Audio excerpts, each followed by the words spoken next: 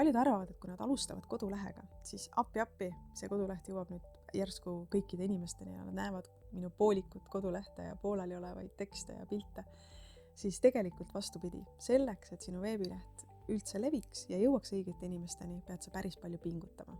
Ma mäletan, kui ma oma esimese koduka valmis sain ligi 10 aastat tagasi, öösel kella 5-ni veel viimaseid pingutusi tehes, saatsin sõpradele laiali, ise nii uhke, hommikul esimese asjana imetlesin oma kodulehte ja arvasin, et nüüd on elu lill, kliente hakkab sadama uksest sisse ja aknast sisse, aga mida päevad edasi läksid, seda rohkem kasvas mu ärevus, sest ma mõistsin, et tegelikult mitte keegi ei jõua mu lehele. Mõned üksikud külastajad ainult. Tollel ajal alustas ka selline platvorm nagu Fiverr, praegu ka pakub see üle maailma freelancerite teenuseid ja seal oli üks siuke lahe teenus $5 eest, et saadame 100 inimest sinu veebilehele. Ma olin nii meeleheitel, et ma mõtlesin, et ma ostan selle teenuse, et vähemalt keegi mu kodulehel käiks. Maksin $5, korraks analüütikas läks see kurv ülesse, aga sama kiiresti kukkus see jälle alla tagasi. Ja ma sain aru, et ma pean ikkagi midagi ise tegema selleks, et jõuda õigete inimesteni. Ja selles videos räägimegi sellest, et kuidas siis jõuda õigete inimesteni, sest tõepoolest keegi ei tule sinu lehele iseenesest ja veebilehe avaldamine, see on alles algus suurele tööle, mitte lõpp. Ja kui sina ei kutsu inimesi, siis mitte keegi ei tule ka. Aga kuidas üldse inimesed veebilehele jõuavad? Üks asi on see, et nad otsivad midagi. Kas Google'ist, nüüd ka juba AI tööriistades ChatGPT-lt, millist iganes chati nad kasutavad, ja nad otsivad lahendust enda probleemile.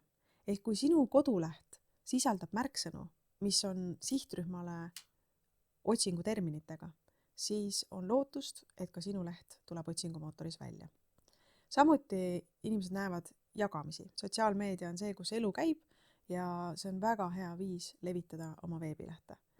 Väga hea viis on ka leida endale koostööpartner, kes on juba võib-olla mõnda aega turul tegutsenud, kellel on sinuga sarnane sihtrühm, aga te ei konkureeri omavahel, vaid saate täiustada üksteist ja teha selliseid koostöö kokkupuuteid, et näiteks sina soovitad oma lehel seda teist ettevõtet ja nemad soovitavad sinu ettevõtet oma lehtedel. Või teete mingeid ühiseid kampaaniaid. Läbi selle on sul uustulnukana võimalik päris kiiresti saada ja jõuda oma õigete inimesteni. Aga sul on vaja siis ise avada neid uksi, mitte oodata, et keegi koputaks. Nüüd 3 peamist kanalit ja tegelikult võiks siia juurde lisada veel 4. tehisintellekti, mida inimesed järjest rohkem otsingutes kasutavad, on siis esiteks SEO. SEO tähendab Search Engine Optimization inglise keeles, see ongi siis otsingumootoritele optimeerimine ja mitte ainult Google'i otsingumootoritele, vaid ka teistele otsingumootoritele. Selle põhiline võtmesõna on see, et kirjuta lihtsalt ja selgelt, kuidas ja keda sa aitad. Teiseks sotsiaalmeedia, et postitada ja kutsuda inimesi oma veebilehele, aga loomulikult mitte siis agressiivselt reklaami tehes, et tulge ostke, vaid täielikult vastupidi. Jagades kasulikku sisu, saad sa jagada seda sotsiaalmeedias oma kodulehe linke. Ja loomulikult koostöö, et keegi teine jagaks sind, kellel juba on see kanal olemas, kellel juba on see auditoorium olemas. Tasuta liikluse saladus on tegelikult järjepidavus. See ei ole sprint. Sprint on näiteks mingi reklaam, mida sa võid maksta, ütleme, Facebooki reklaami eest seal 200 €, saadki korraliku liikluse oma lehele. Aga selleks, et inimesed orgaaniliselt ehk siis tasuta jõuaks sinu veebilehele, on vaja järjepidevat tööd, nii et see on maratoni jooks.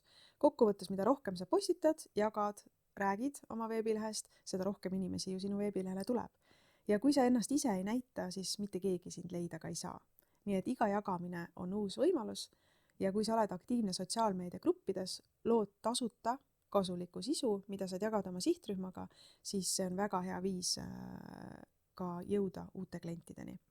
Või ka läbi oma isiklike kanalite. Et ma tean, et võib-olla see on natukene hirmutav oma sugulaste, vanade klassikaaslaste, mis iganes lähedaste, karta seda kriitikat, et kui ma tulen nüüd oma ettevõttega või teenuste toodetega välja, et mida minust arvatakse, siiski siis läbi selle personaalse kontakti ja selle, et sa jagad oma isiklikes kanalites seda teenuseid ja tooteid, millega sa oled turule tulemas ehk oma kodulehte, siis läbi selle on sul võimalik ka jõuda õigete inimesteni. Ja nüüd rääkida hästi kiirelt, mis see SEO siis on, ehk siis kuidas saada otsingumootorites paremini esile tulla. Siis kõige tähtsam on see, et su leht on selge. Ta on selge struktuuriga, selge ülesehitusega. Kui me võtame näiteks sisulehe, siis sisulehel peaks olema üks H1, siis järgmisena H2, H2 pealkirjasid võib olla siis rohkem, on ju, ja H3 läheb siis H3 alla. Ehk siis Google armastab selgust. Su struktuur peaks olema selgelt üles ehitatud. Kui sa kirjutad pealkirju, siis ära kirjuta lihtsalt teenused, hinnad, vaid kirjuta näiteks raamatupidamise teenused Tallinnas. See on palju selgem nii Google'ile kui tegelikult ka kasutajale. Kokkuvõttes võib öelda, see, mis meeldib inimestele, see meeldib ka Google'ile. Sest Google aina rohkem ja ka teised otsingumootorid tahavad näidata inimestele sisu, mis päriselt on nendele kasulik ja selge ja arusaadav. Väga oluline on teada, mis on need märksõnad, mida inimesed otsivad Google'ist. Selleks on olemas erinevaid tööriistu ja nende märksõnade põhjal saad sa kirjutada siis ka sisu. Näiteks kui inimesed otsivad raamatupidamisteenused Tallinnas, siis ongi hea, kui sinu pealkiri sisaldab raamatupidamisteenused Tallinnas või raamatupidamisteenuste hinnad Tallinnas ja ka sinu lõik selles teksti all sisaldab ka sedasama märksõna kordusena veel juurde. Oluline on märkida ära, kus sa ka asud. Kui see on lokaalne äri, ehk siis kohalik äri, oletame, et sul on juuksurisalong Tartus, Tallinnas, Pärnus, kus iganes, siis paljud teevad selle vea, et nad kirjutavad lihtsalt juuksurisalong, aga tegelikult Google'i jaoks ja ka inimeste jaoks on kohe lehele tulles väga oluline aru saada, kus sinu äri asub, kas see on üldse nende jaoks siis mõeldud. Nii et kokkuvõttes Google tahab selgust, lihtsust ja samamoodi tegelikult tahab seda ka ju sinu veebilehe kasutaja. Nüüd praktiline tegevus, mida sa saad teha, et saada, võtta eesmärgiks näiteks 10 külastajat juba täna. Postita Facebooki oma isiklikul profiilil ja lisa link ja jäta see link sinna oma profiili alla. Et inimesed, kes otsivad näiteks sinu nime, leiaksid üles ka selle tegevuse, millega sa oled aktiivselt tegelemas. Kirjuta üks esimene lühike blogipostitus. Miks mitte teemal, kuidas sa oma kodulehte tegid. Inimestele väga meeldib selline tagatubade taust, et nad teaksid, kuidas mingid asjad päriselt sünnivad. Ja üks koht, mida saadki kirjutada, kuidas sa tegid oma kodulehe. Kutsu oma sõbrad ja tuttavad lehte vaatama. Väga hea viis hakata väikest elu tekitama oma veebilehele ja niimoodi saad sa siis endale 10 klikki. Kui sa oled selle veebilehe ehitanud üles ka selliselt, et inimesed tahavad sinna jääda, neil on põnev seal, neil on rohkem huvitav seal seda sisu edasi kaevata, siis miks mitte saada ka juba esimesi tehinguid.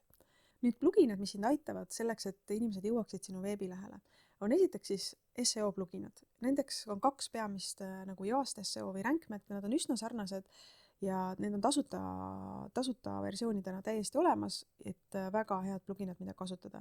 Mina olen varasemalt kasutanud Yoast SEO-d, nüüd ma olen läinud rohkem RankMathi peale, sest RankMathis on mõned eelised, nii et kumb nendest töötab väga hästi sinu veebilehe jaoks. Hea on teada seda, et tegelikult WordPress oma sisu haldusplatvormi poolest ongi Google'i ja teiste otsingumootoritele hästi sõbralik juba ülesehitus. Sa ei pea ise midagi tegema selleks, et su veebileht oleks kuidagi tehniliselt valmis selleks, et otsingumootorid selle üles leiaksid. Ainuke asi, mida sina pead looma, on siis head sisu, mis vastab märksõnadele, mida inimesed otsivad, kasutada seda nii pealkirjades kui ka tekstides kui ka piltide kirjelduses. Samuti on väga hea plugin Shared Counts, mis aitab sul levitada seda sisu orgaaniliselt, eriti kui sa oled loonud siis kasulikku sisu, näiteks blogipostitusi, võib-olla mõned teenuselehed või mis iganes, kus sa oled lahti kirjeldanud inimestele mingisuguseid protsesse, mingeid asju, mille kohta nad infot otsivad. Ja kui seal on juures, et jaga Facebookis, siis võib olla tõenäolisem see, et inimesed seda ka edasi jagavad. Väga hea analüütika plugin, mis on Google'i enda poolt, on siis Sitekit by Google ja ka seda saad sa tasuta enda veebilehele paigaldada, et näeksid siis analüütikast, kui paljud inimesed sinu veebilehele jõuavad, aga mitte ainult, vaid ka millise profiiliga inimesed sinu veebilehele jõuavad, milliseid lehti nad kõige rohkem kasutavad ja vaatavad. Nüüd siis üleskutse sulle täna, lisa oma lehele SEO plugin, ükskõik kas RankMath või SEO, Yoast SEO, postita oma leht Facebookis või mingis muus kanalis, kus sa aktiivne oled, loo oma esimene kasulik sisu ja jaga seda kuskil sobivas sotsiaalmeedia grupis.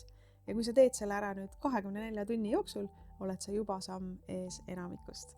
Nii et head lehe levitamist sulle, pea meeles see on maraton, ära oota kiireid tulemusi ja loodetavasti su veebileht hakkab sinu heaks tööle.